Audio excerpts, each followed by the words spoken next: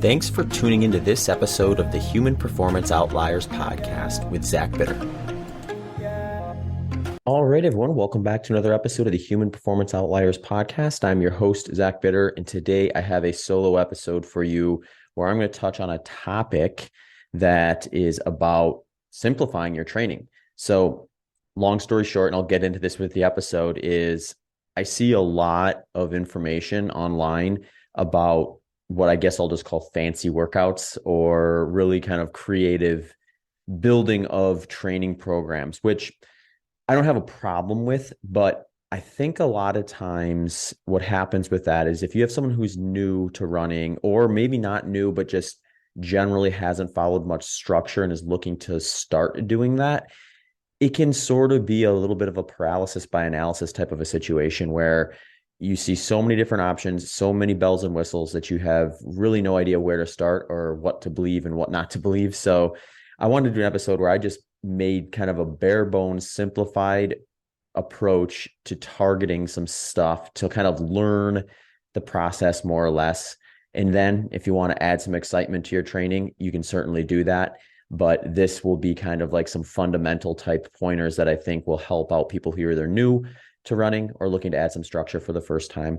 So a couple things that I'm going to add in this intro before I start going that I think will just be helpful as you're listening to itself is I didn't put a lot of info in there about duration of specific running intensities for the most part, because I find that to be one of the bigger individual pieces to the puzzle. And I think one of the bigger mistakes runners oftentimes will make is they'll think, okay, I need to follow a program or I need to follow a process.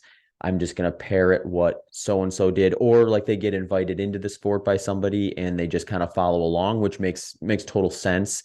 But you have to remember that with a lot of these things, we're looking for a stress response and a recovery, and then a stress response and a recovery. And by going well past what you're ready for on that stress response is just going to put you in a situation where you're going to either get hurt, you're going to lose interest because it becomes unsustainable, or you're just going to delay recovery to the point where you're actually slowing progress because you're taking future workouts off the table. So it's really difficult to say like, oh, do 5 hours of this per week or 10 hours of this per week or whatever it happens to be. So I tried to avoid that to some degree for the most part. If you are really interested about that, if you're like, hey, I like the podcast episode, but I'm really struggling at knowing where is a good starting point for me, just shoot me an email. You can find out details to contact me on my website at zachbitter.com. All right, before we get rolling with that podcast episode, just a few kind of quick announcements. One is if you happen to be in Austin and want to meet up, I do help host a group run on Sunday mornings at Metz Park at 9 a.m. For details to that, you can head over to @OutliersATX on Instagram, and they'll give you weekly updates and things like that. But we have options for everybody. So if you want to meet up, chat for a bit, share a few miles, we've likely got an option for you out there at OutliersATX. Also, I've had some really fun guest interviews recently. So if you're interested in checking those out, you can find the full catalog of episodes at zachbitter.com/HPO. That is the podcast landing page. So on there, you'll see pictures, details, descriptions of all the different episodes that I've created, the full catalog. So if you want to look through that and find ones that you find interesting, then that's a good spot to start. It also has information on there for you to support the show if you want to. One way people will support the show sometimes is through the show Patreon page. You do get some perks by joining that. Those would include early release and ad-free audio. So if you want to skip the intro, get right into the episode and just get right to the point, so to speak, joining the show Patreon page is a great way to support. It also is typically early release. I'll usually get those up there as soon as I'm done recording. So sometimes, especially with guest interviews, I might record a few weeks ahead of time.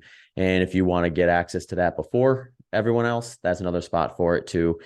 There's also other ways to support the show monetarily without joining the Patreon page. If you don't like the Patreon app or use the Patreon app, over on the landing page, zachbitter.com/HPO. But ultimately, if you really want to help the show, the best way you can do that is liking, subscribing, and sharing the podcast episodes. So If you listen to podcasts on a specific app, subscribing will just auto download the episodes to you when they come out, and then you won't miss an episode. Also, if you find an episode you really like, sharing it with your friends and family and on social media really helps me grow the listener base and ultimately record more episodes in the future. So that goes a long way to help me out if it's something you're interested in doing.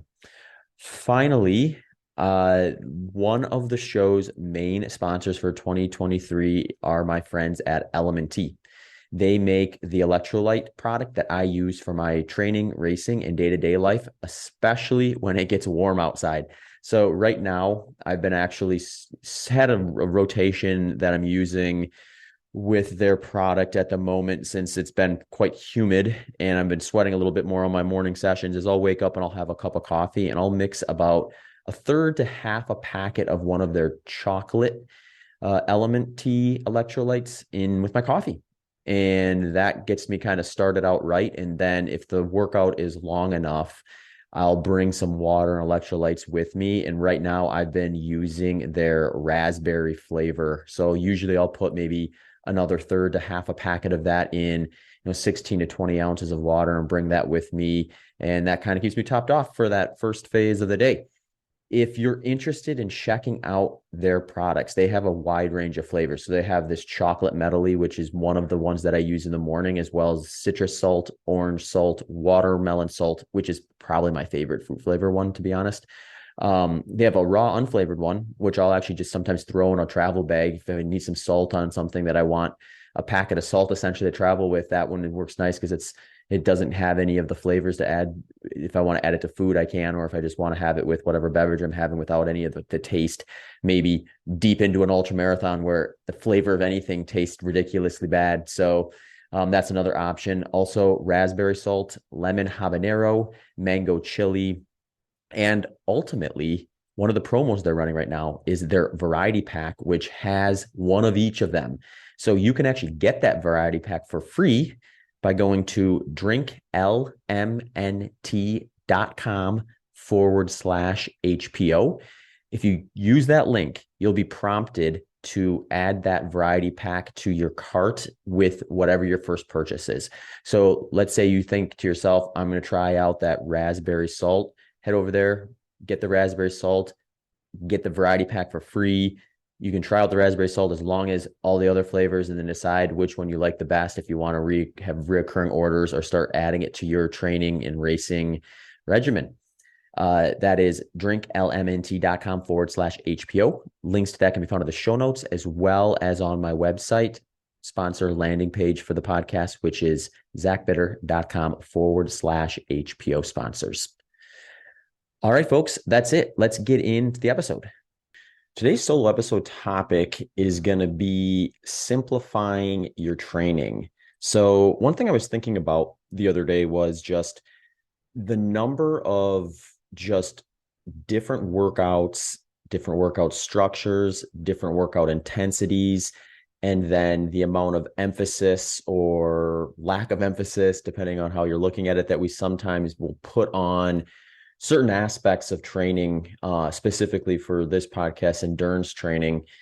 And I got to thinking, man, if I were someone new coming into the sport, or even maybe not someone new, just someone curious that hadn't done a lot of like research into training methodology and things like that, there's a good chance I'd be overwhelmed with just the amount of options, sort of like a paralysis by analysis type of situation where, you look at your left, look to your right, and you see people doing like just some crazy workouts where there's like multiple different interval lengths and different intensities and different recovery time frames between sessions and things like that. And it just would be like, where do you even begin, or how do you even tease out whether you're making progress within these things or not? So I thought a fun episode might be to look at just what is kind of what I would consider kind of like a bare bones, like, let's make sure we get some of these major things taken care of first.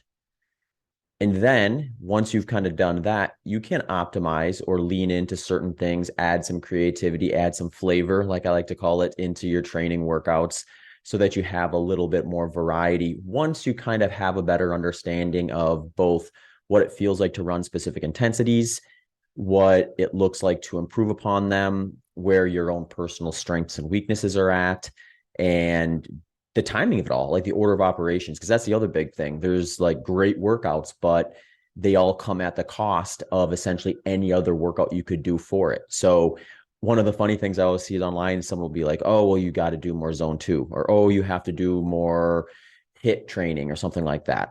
And none of these workouts are inherently good or bad. It's where are they going to get you and what could you replace them with and what is the cost of that? So, for example, let's say that you are getting very close to a race, and that race is going to be a short endurance event where you're going to run pretty hard. You're going to be up at around your VO2 max, or what I would call like a short interval session type of intensity. It's the opportunity cost to do just say like a zone two run there versus running a couple sessions at that intensity per week is probably pretty low, because when you're getting very close to the race, working on the intensity at which you're actually going to be performing at is going to move that needle. So that would maybe be a very fair opportunity cost to say trade out some zone two volume in order to make room for the actual stress of that workout itself, that short interval workout, and the recovery that it requires. So maybe we rewind a little bit, and let's say you're 16 weeks out from that race, that shorter race that is going to be done at around your VO2 max. Maybe not the best time to trade in that opportunity cost. That opportunity cost might be too large, where now I miss 2, maybe 3 days where I could potentially add some volume at your zone two, we'll call it, or just below your aerobic threshold, developing kind of that foundational stuff. It may not be worth trading out that much volume at something that's very beneficial to your overall fitness, but not specific to the intensity you're racing at.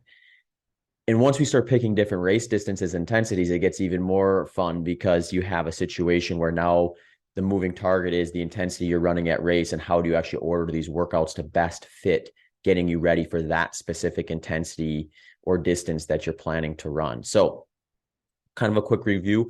Lots of people, especially new runners, can get bombarded with such a variety of running workouts, training templates, and claims to superiority of certain styles of training that I think a lot of people just blindly start doing things. They don't actually let anything actually settle in and develop or adapt to it before they're kind of moving on to something else that is appealing or looks good, or they think they should be doing based on some piece of advice that they found online or wherever.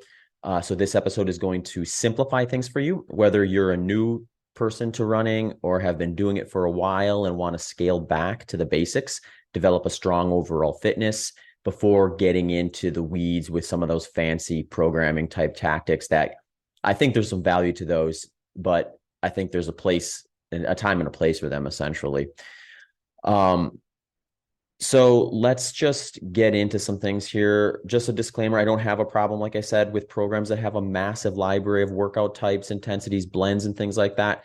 If you're doing that, you have a realistic why for it, and you know why you're doing it, and you're actually assessing the progress you're making and seeing those gains you would expect in a time frame that you're looking for. So if you're doing that, you can continue to do it. This isn't to be a situation where I'm trying to talk you off a successful approach that you've been working on. This is going to be more for those who, like I said, are kind of lost in the weeds, so to speak, with it, and are lost direction because of just like over stimulus to different options and not really having a real why or real directive as to what they're doing. So I'm going to break this down into as simple as it can be in terms of if someone has no knowledge of running yet, could essentially take this episode and probably start putting together at least a start or something that they could kind of wrap their head around and have an idea, not feel overwhelmed at least after it. So most simple way to think about this is we have kind of some sort of distinct intensities that we're going to use here. And if we want to really simplify it, we could go like an easy pace, a moderate pace, and a hard pace, or I should actually say intensity. The pace is sort of a moving target depending on like where your fitness is at, who you are, and everything like that, because one person's pace at a certain intensity could be wildly different than someone else's pace at that exact same intensity. I like to break it down into a few more categories than just those three, though, because I do think there's some value within those ranges that are worth taking note of and potentially targeting at times in your training. So I like to break this info into actually five. So thinking of just five different intensities that you're going to be working with while you're developing your fitness. These five types include an easy recovery, a base pace, threshold, or like a long interval or tempo type work is what a lot of people maybe would call this. And then short intervals or like a VO2 max type workout, and then race intensity. So the one in those, I'm gonna go through all five of those with more detail so you have an idea of what I'm actually getting at with that, because I do understand that within the running community, there's a lot of words that describe the same thing and it can get confusing. So I'm going to break down all five of those with some more details for you and then talk about maybe how to apply them. The one of those five, though, that stands to be a little more subjective or dependent upon what you're actually doing is that race intensity. So technically speaking, if the race you're doing happens to fit one of the intensities that I mentioned before that one, you're only looking at four basically at that point. So yeah, I mean, and that happens from time to time. So you'll understand that as we go through this, where that would maybe be applicable for you, depending on what you're doing. So let's look at first easy category. I'm going to have two categories within that. So those two categories are like the recovery pace. So your recovery pace is going to essentially be as easy as it needs to be so that you're getting the results you're looking for, which is going to be showing up fresh enough to get a high quality output at that next focus session you're doing. So let's say, for example, you have a 45-minute easy run scheduled into your plan. I don't care if that is 2 minutes per mile slower than what you would normally run for an easy pace on fresh legs if we had a hard workout the day before. We're just looking to get your legs moving, generate some of the adaptations that are going to take from an increase in volume and some of the recovery benefits of actually going out and moving for a short period of time at a very low intensity and really focusing on what is next. If you find yourself pushing too hard in these easy runs and taking future quality off the table from another session, you're going too hard during those. So with this type of intensity, I usually, when I'm talking with a coaching client, one of the problems or conversations we oftentimes have is like, well, why is my easy pace getting slower?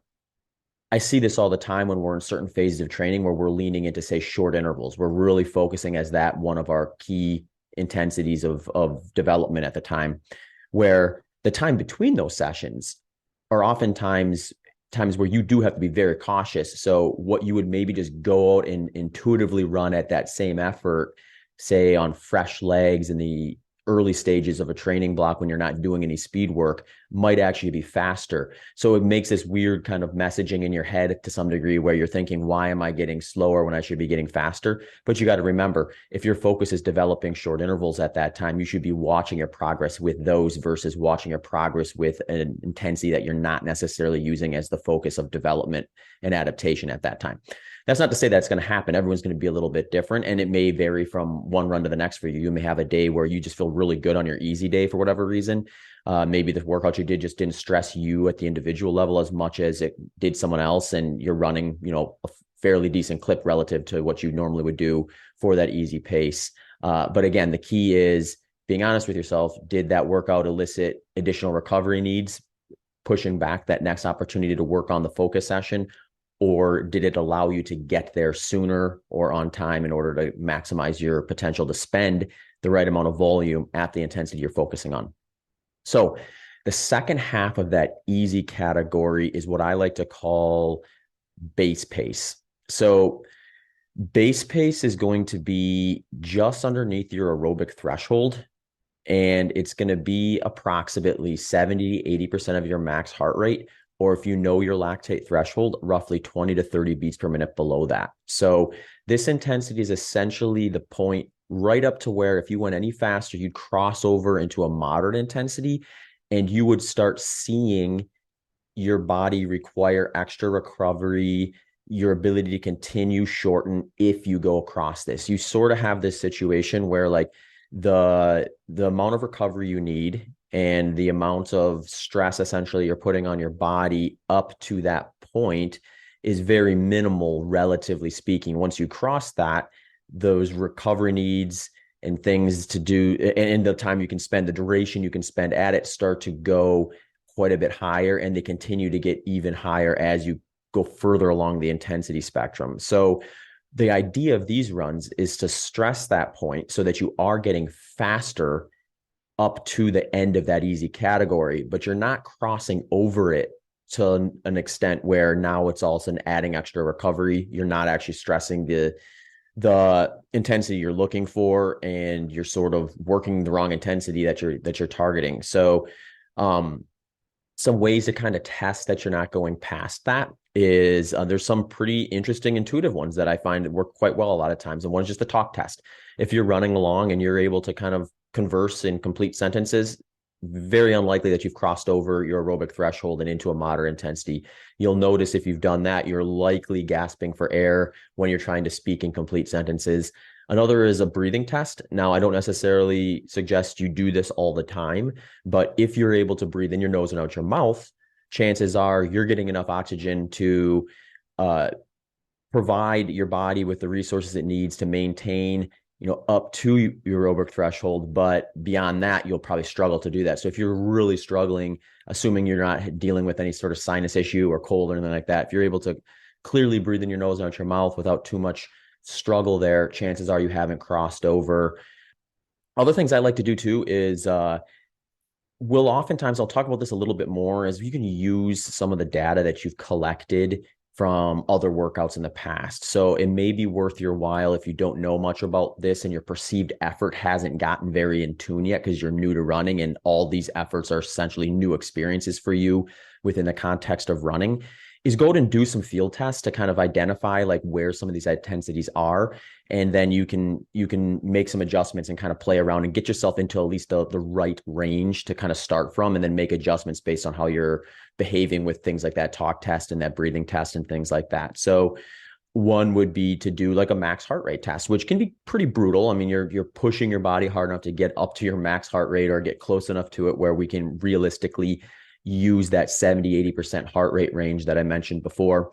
One max heart rate test that I think actually works a little bit better than most is using an incline, because you're just much more likely to drive your heart rate up for something like that. It's really low impact too, since you're running uphill hard versus down or on the flat. So you're not taking on quite that impact you would if you were doing like something that was that hard. And essentially do 3 repetitions up a hill that takes you about 2 minutes to get to the top. You go up once, easy run back down, up a second time, easy run back down, up a third time. Check your heart rate at the top of that third session. It's going to give you a pretty good idea of what your max heart rate is in most cases. If that's something that's a little bit out of reach for you in terms of what you're willing to put your body through at based on where you're at, there's definitely other ways to do it. You can do something that's maybe a little more subtle, like you do an event technically you should do it shorter if you're doing a workout, but essentially a race intensity of around 60 minutes is going to identify what I'm going to use for our long intervals. And the heart rate that you're going to achieve for that is going to be something you could probably take about 20 to 30 beats per minute off of. And that would put you right around your kind of target aerobic threshold, or that top end of your base pace. There's other age-adjusted ways you can do this. The popular way, or semi-popular way, I guess, out there is like a maximum aerobic function equation where you're doing a 180 minus your age. I think there's some problems with that at times. I think it's possibly population level a decent capture, but if you have like a higher or lower than average max heart rate, and then you're just like more differently fit, I guess, than the average at your age, you might get some really off numbers. A lot of times I'll be working with people and they'll come in with their maximum aerobic function number, and they'll be kind of frustrated because they feel like they're really grinding to a halt in their pace. They're almost they're taking walking breaks. And we just take a closer look at just kind of where their aerobic threshold is actually at. And I've had some even go in and get it tested with like a metabolic cart. And we just realize, oh, you're actually 10, 15 beats per minute below your aerobic threshold at that age adjusted heart rate target. So we can actually afford to push you up a little bit further and get you kind of actually in that base, what I would call that base intensity. And that kind of leads me into the next phase, which is going to be what I'll build like long intervals off of. Some I'll do some continuous runs with this sometimes too, but usually when you get into the thick of it, I like intervals better in general than say like continuous pace stuff, unless you're working on continuous pacing for a very specific reason. Because just like short intervals, you're going to likely be able to accumulate more volume at a high quality at the intensity you're targeting by breaking them into intervals. And then over the course of your plan, end up spending more time, total time at the intensity you're trying to actually develop. Same thing with like, you'll hear conversations about this sometimes with just workouts in general. They'll say, hey, leave 1 or 2 reps in the tank because you'll get a good quality workout out of that, but you won't go so far to your limit that now you're kind of trashed for the next week and you miss a whole entire next workout for the sake of 1 or 2 extra reps. Sort of the same idea there. Like you're just less likely to find yourself in a position where you're overreaching for any one single workout. You're likely to get higher amounts of volume at the goal intensity and get higher quality for it. So I'm pinning these long intervals to an intensity that I would describe as an intensity you could hit if you were at a race day setting for about 60 minutes. So imagine like just this scenario where you and a ton of people, ton of other runners all line up and you all run as hard as you can, evenly paced as possible for 60 minutes, just see how far you can get. That's the intensity we're looking for with those long intervals. Since that can be kind of a tough thing to wrap your head around, there are some field tests that can work kind of well with this. Joel Friel actually has a 30-minute time trial that he uses that I'll use sometimes with some of my clients, especially newer ones. And the idea is you have this situation where if you're not tapered and you're just doing this by yourself with no race day setting, none of the adrenaline, none of the, excitement to run a little faster than you would normally be able to, and no people there to help pull you and pace you along, you're likely going to get closer to that target intensity by running a shorter distance with those scenarios. So sometimes I'll cut this down as short as 30 minutes, where I'll just have you give a good hard push for 30 minutes and kind of take your average heart rate for that final 20 minutes of that 30 minutes. Obviously, a nice, easy warm up, some dynamic stretches and things before it are all kind of good advice anytime you're pushing up beyond an easy intensity, in my opinion, into that moderate or higher intensity type stuff, just so you're ready for it. And then nice, easy cool down wouldn't be a bad idea afterwards. But really the data we're looking to do is pull from that time trial there. And once we have that, we can start playing around with it a little bit. Sometimes like you might find that a person's able to execute that quite a bit better than the average person. And then ultimately, once we start doing long intervals, it becomes kind of a little clear that, okay, these long intervals are just a little hard because we're not quite getting the quality out of the last one, or we're falling short and just feeling a little too taxing than it should for the volume that we're spending at the current fitness and development phase of training with it. So if you find yourself in that situation, like, you can maybe adjust up or down a little bit from that, but usually you get decent data from that. And then you have something you can pin to those long intervals. Once you start doing the long intervals in your training, the way I like to structure these is for every a 2-to-1 work to rest ratio. So let's say you decide you're going to do 10-minute intervals at this intensity. So a common would be like 3 by 10 minutes. If you're going to be doing 10 minutes for your work timeline, you want to match that with half the recovery. So 5 minutes. So that would be like 10 minutes on at that intensity you could sustain for that 60-minute race day setting, 5 minutes easy jog walk, 10 minutes on, 5 minutes easy run walk, 10 minutes on, workout complete. When you finish that, you should feel like you could do one more. If you feel like when you finish that third one, you were just a pool of sweat on the ground, then like you would be at the end of an all-out race, chances are you're going a little too fast, or you're possibly starting out too fast. So I really like some of the time trialing and using race day like experiences and things to really develop a perceived effort that you can attach to these different intensities. And it sounds really loose and subjective, but once you kind of get into it, it makes a lot more sense and it becomes very recognizable, where you start to know like, oh, I really recognize what it feels like to run this intensity. And then you might go back after that workout and look at your pace and your heart rate, and it will match up well within the range that you're looking to target.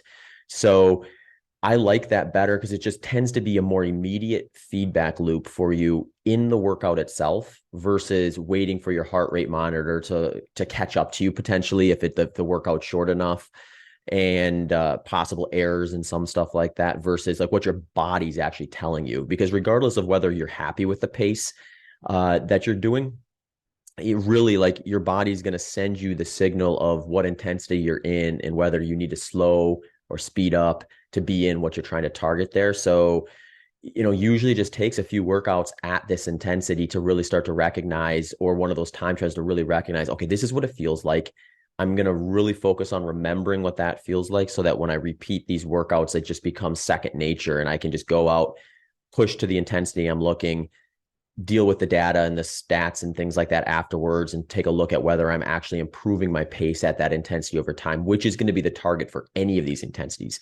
If you decide you're working on base development, your goal is to get faster at that same intensity. If you're not, there's something not going right. You're either doing too much or you're doing too little, and you're not eliciting the proper stress recovery balance that's going to actually make you faster at the intensity you're targeting. Same thing with these long intervals. If you're not improving your pace at that intensity over time, then you likely are doing something a little bit wrong. Again, same kind of scenario. Maybe it's you're not recovering enough between sessions. Maybe you're doing too much of it and you need to scale back a little bit. Or maybe you're just in the wrong intensity to some degree. Although you will notice if you're doing any type of speed work, it's not all or nothing. There is like a bleed over. It's just a little less direct. So chances are if you're doing anything in the moderate or higher intensity, you're, at least in the short term, probably going to see some improvement, as long as you're not really overreaching or under recovering or malnutrition or lack of sleep and things, some of these big movers that can really impact development.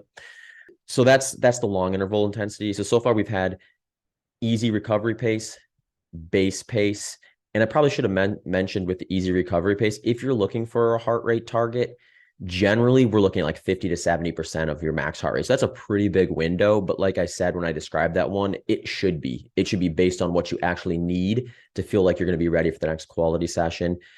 Base pace, we're looking up right up to your aerobic threshold, that end of what is easy where you move into moderate.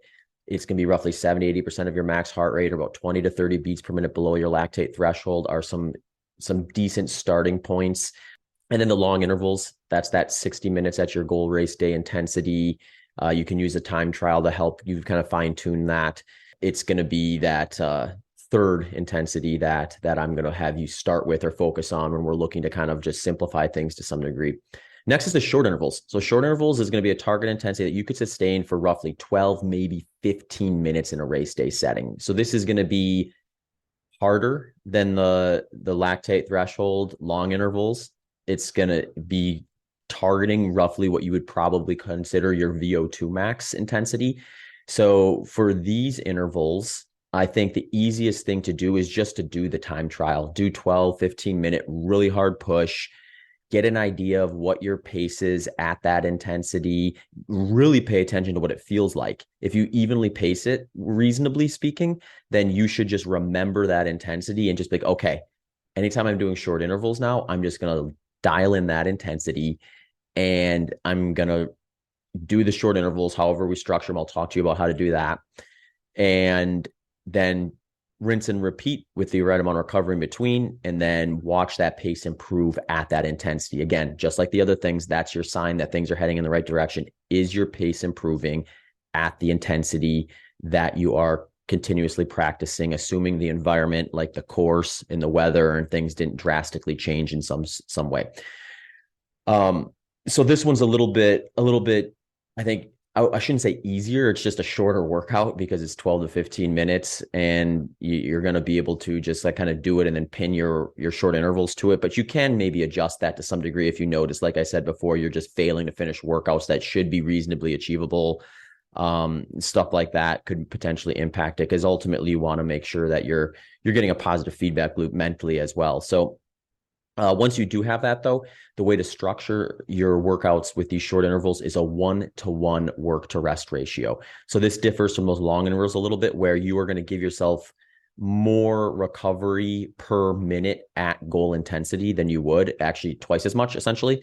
So if you structure this in a manner where let's say you're targeting 2 to 4 minutes, which is going to be a pretty good, like, evidence-based duration of time to do your short intervals in, to maximize the quality and volume you're able to spend at this in this session, then you're going to take that workload number and you're going to just supplement it with an equal amount of recovery. So let's go on the lower end of that 2 to 4 minute range. Say we're doing 2 minutes, 2 minutes on, 2 minutes off, 2 minutes on, 2 minutes off for the duration of the workout you're trying to do. So 1-to-1 work to rest ratio for this one. Again, just like those long intervals or those time trials or anything you're doing at a moderate to higher intensity, it's definitely worth your while to do a warm up, easy jog, some strides, some dynamic stretches before you jump into it, just to make sure your body is kind of closing that gap from rest to the intensity at which you're going to work at. And you'll likely feel a little bit better on that first session, especially for these shorter intervals. I really dislike heart rate for the short intervals, especially even the long intervals to some degree, because I find that a lot of times the monitors are just going to take a while to catch the data that you're looking for. And with the short intervals, they may not actually catch it at all, even especially if you're using like a wrist-based heart rate monitor. So I don't like leaning on heart rate for these, because what I tend to see happen is someone decides, all right, I did this time trial, it suggested this heart rate. Now I'm just going to stare at this heart rate monitor and go to knock out these intervals. Well, you're going to probably end up over throttling early on in that interval, because the heart rate monitor isn't going to be catching up to the actual intensity you're doing until you've already exceeded it. So an example would be, let's say you're doing 2-minute intervals. You're look down at your heart rate monitor 30 seconds in, and it hasn't actually reproduced what you're doing in a timely enough manner. And you're like, oh, I'm going too slow. So you push harder. Now, all of a sudden, you're going past the goal intensity here and likely eliciting like progress at a development that you're not actually looking to do, which could come at the cost of what you're trying to actually achieve with those workouts. So this one is just a lot more important to really learn your perceived effort with a time trial or a race setting that's kind of around that time frame, and start working that 1-to-1 work rest ratio. I should rewind a little bit for the long intervals. I tend to do these in durations of 8 to about 15 minutes. So that tends to be kind of a good target to break them up into, where like maybe early on you're going to stick to a little bit shorter, just so you get more used to the pacing and like the understanding the perceived effort, and go with like a 3x8 minute to start. And then, work your way up to like, say, like a 2x15 minute.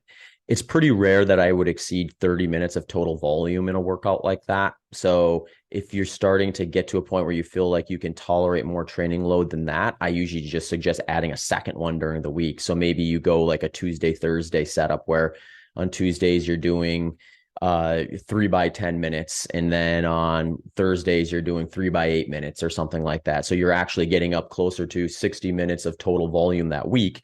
That would be 54 technically.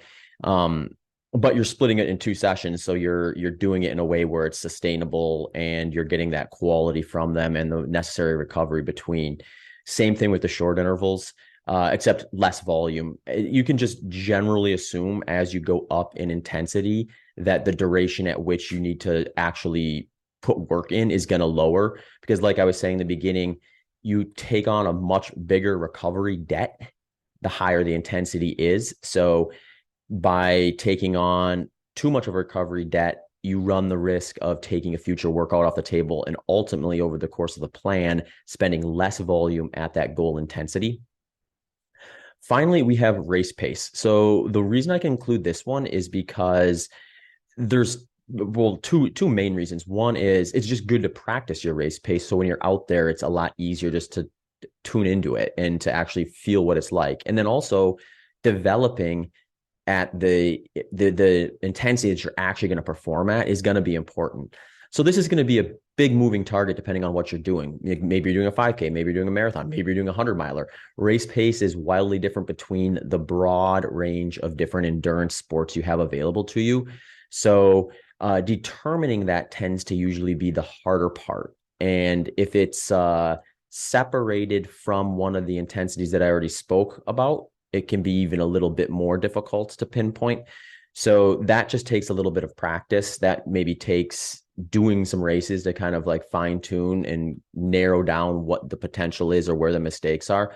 Generally speaking, if you do an event and you have a really big positive split, chances are your early pacing was a little too aggressive for what you're actually going to be able to do. But one reason where race pace workouts can be useful is that can help you actually identify that. So let's say, for example, you're training for a marathon and you're going to start building in some marathon pace work into your long run as you get closer to the race itself. So you're starting to do the things that are most important for the race itself as you're getting closer to it. And you get through your first couple long runs, and it becomes quite obvious that you're unable to tolerate even a relatively small amount of time within that long run at your goal marathon race pace. That could be a sign that your goal marathon race pace is just too aggressive. Or let's say like you get out there and you're doing your entire long run at your goal marathon pace, and your long run is actually getting close to 2/3 or 3/4 of the distance of the marathon. That's a good indication that you probably are having a very conservative target for your race, your marathon race pace.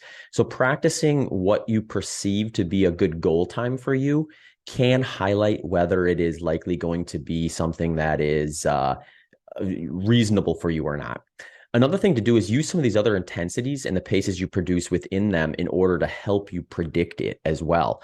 So if you think about it, if those long intervals are essentially an intensity that you could sustain for about 60 minutes a race day setting, and you're doing a race that's going to take you 2 hours, chances are if you're pacing really, really close to that or even at that, it's going to be unachievable. So you can start kind of forming some ballpark numbers to play around with and work with as you get more of these other workouts kind of in the rotation and practiced in identifying kind of where your paces in certain environments fall within them. And since you're working least specific to most specific, the race pace type focus in your training is going to be closer to the end. So you're going to have already done, in a lot of cases, many of these intensities throughout your plan already. All right. And that brings me to the final piece of this puzzle, which is order of operations. So all these intensities that I talked about, these 5 kind of target intensities that are going to be like these good starting points for anyone who's looking to really minimize the amount of confusion they may have and really learn about themselves as a runner before they get all fancy with more interesting, we'll say, workouts, is where do you place these within your training plan? So this will depend largely on your current fitness, your strengths and weaknesses, and your goal race day intensity. So I've sort of touched on this to some degree as I went through these intensities, but really what you want to think about is how far out from the goal race are you? And then start laying kind of some scaffolding as to like what you're going to do and when you're going to do it. Generally speaking, those base paces, that base intensity is going to be something that is very sustainable to work on essentially year round. So like I was saying before, the cost of that type of activity is quite low. So your body can adapt and tolerate a lot of it relative to some of the other stuff. The long intervals, the short intervals, depending on your race, the race day intensity is going to be the thing that I want to be a little more mindful of dosing at the right times of year so that you don't find yourself doing them so frequently that you end up overloading yourself with moderate and high intensity work to the degree where now all of a sudden you're not actually recovering and you're starting to, like, I'll say burnout, which is kind of a nebulous word, but you're not seeing progress. You're regressing, or you're not recovering, or you're losing motivation. All these signs that tend to be there when you're not achieving the goals you're looking for, or at least making improvements. So usually like having that a strong development with that base intensity is going to be a good spot no matter what the distance you're running or training for. Training for a 5K, it's always good to have a strong base. Training for 100 miles, always good to have a strong base. So starting from there is usually a good target. some people are already going to be there. Some people are going to be listening to this and be like, well, I've been just doing base miles essentially for the last however many months. So I'm really ready just to like essentially pick a race and start adding in some of this other stuff and moving forward versus someone who's listening to this and saying, I've never run before. So I really need to lay some groundwork before I can reasonably do anything along the long interval, short interval, or race pace type stuff. So that's going to be kind of the first thing to consider. Then it's from there, it's working on weaknesses and things that are least specific to the race intensity you're going to do first. So this is where it gets interesting. You're training for a 5K, you're probably going to be doing some of those short intervals later in the plan because they're going to be much closer to the intensity you're going to run for a shorter endurance race like a 5K. Now, let's say you're training for a 100-mile. Those short intervals are going to be wildly different than the intensity that you're going to be producing out there running for, in some cases, over a day. So that's the way you want to start thinking about this. So let's work with the extremes to some degree here to kind of highlight it. If you're doing 100 miles, that base is established. You might want to start with short intervals because those are going to be things that are important for your overall fitness, but they're going to be the least specific intensity from the goal race intensity. And then after you spend some time developing that, you can move on to the next least specific thing and just work your way closer to goal race intensity. So if you're wondering about how long to spend in these intensities, really you're looking at about 4 to 6 weeks in terms of real adaptations actually setting in from these workouts. So that's usually a good starting point for someone who's new to this is give yourself at least 4 to 6 weeks of gradually adding more volume at that intensity in the way that I described earlier in the episode to the point where you can reasonably expect your body made some actual physiological adaptations to that before moving on to the next one. Generally speaking, if you're improving your pace at the goal intensity and you're not feeling like you're starting to like burn out from it, quote unquote, or overly fatigued from it, you could continue to press it. But really, like there's a timeline essentially that most people are going to have where let's say you were seeing great improvement in your short intervals and you just kept doing them. And then all of a sudden you found yourself 4 weeks out from your 100-mile race and realized, oh, I just missed the entire rest of my training. That's like an extreme example that likely won't play out or probably maybe never will play out because short intervals tend to be the least sustainable of those categories unless your race intensity is even faster yet than that. But for simplicity's sake, that's the way to maybe think about that. So back to kind of the point at hand though, like for 100-mile, then you're going to move into your long intervals. You're going to spend some time developing that as a focus point of your training. So again, 4 to 6 weeks is when those like physiological adaptations are likely going to take place. That's a good starting point in terms of structuring a time frame to really work on long intervals. And then ultimately, if you're doing 100 miles, when you move into race pace intensity, it's going to be whatever that happens to be. So 100 miles is very long. A lot of people are going to be targeting a pace where you might only be moving 4 or 5 miles per hour on average. So then it just becomes a question of how do you actually want to break up that day, because chances are that's slow enough where your running pace, even on an easy day, is going to be faster than that. So you need to start considering when are you going to put walking breaks in there so that you don't have to go out there and feel like you're running this awkwardly slow pace from what you're used to in training, and bringing yourself closer to that goal average pace with a run walk strategy, versus maybe someone who is running a little bit more of a controlled event where you're going to finish a little sooner. You're a little further along the line in terms of where you're going to finish in the field. So you can run a larger portion or all of the race itself, in which case then, maybe you find yourself in the base pace for that. So you might actually, for something like 100 miles, you might actually return to some degree to the beginning of the plan before, when you were developing foundational stuff like your easy and your base pace intensities, versus someone who's doing like, say, a 5K, where again, you still want that strong base development, but then you might start working on things that are least specific to more specific. So then you might start going, all right, I'm going to start with some long intervals. Then I'm going to move into short intervals. Then I'm going to move into race specific and kind of do it that way.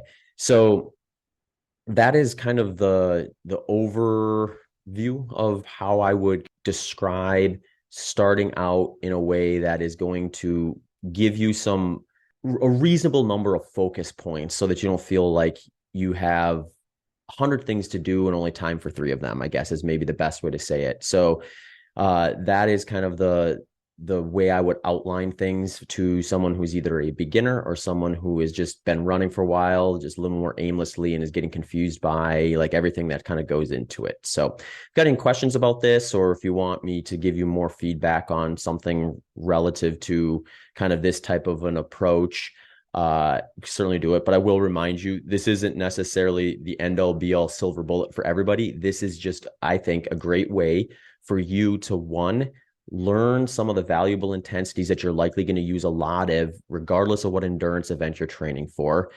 And it's going to allow you to practice those intensities and really tune into the perceived effort. If you go through these intensities and you just screw up the order of operations, or you just completely do it differently, but you come out the back end really understanding what it feels like to do a short interval, a long interval, an easy run, a base run, and a race specific intensity, like you've probably won to some degree, because now you can go back the next time around and shuffle the order around differently in a way that's going to actually work better. Or let's say you do it perfectly right the first time and you realize there's some holes in this for what I'm trying to do.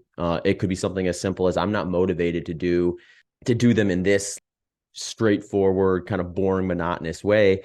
Then, you might, just for the sake of longevity in the sport and enjoyment, want to add some flavor and some interesting different types of workouts in there and pull out some of that large workout library. But this is going to be the individual characteristic, because other people are going to see that and be like, I really like the repetition of it because I can confirm where my development is. I like the kind of rinse and repeat simplicity of it all. So that part is kind of the art of training and coaching, which is always kind of a fun aspect to it when you start kind of digging into individuals and things like that. But let me know if you have any questions or feedback on this episode. Also, if you have other topics of interest that you'd like me to cover on the podcast, send them my way. You can reach out to me at hpopodcast@gmail.com, or head over to my website at zachbitter.com, where you can reach out to me there, or link to any of my social media channels, at Zach Bitter on Instagram, at ZBitter on Twitter, at ZBitter Endurance on Facebook. Hey folks, just a quick reminder that this episode's sponsors are my friends at LMNT Electrolytes. They have a wide range of electrolyte supplements and are currently offering listeners of this podcast a free sample pack with purchase. If you are interested in checking them out and letting them know that you came to them through here, you can go to drinklmnt.com/HPO, or to the show sponsor landing page, which is just zachbitter.com/HPO sponsors. Links to that are in the show notes as well. Thanks for tuning into this episode of the Human Performance Outliers podcast with Zach Bitter.